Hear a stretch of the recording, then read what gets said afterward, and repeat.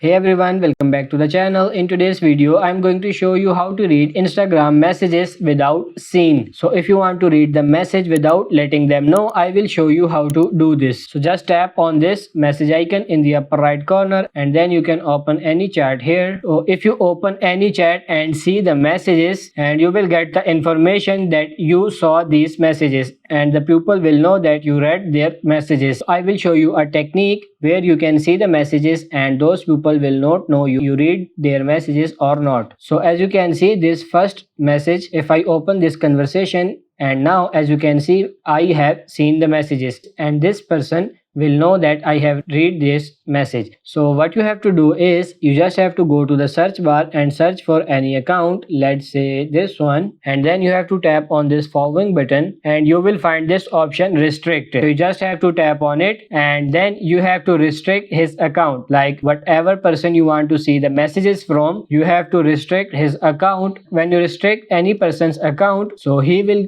not get the notifications that you saw his messages or not. So you can restrict any person's account and you can read the messages as well. So that's pretty much it for this video. I hope this video was helpful. If it is, like it and subscribe to the channel. Thank you.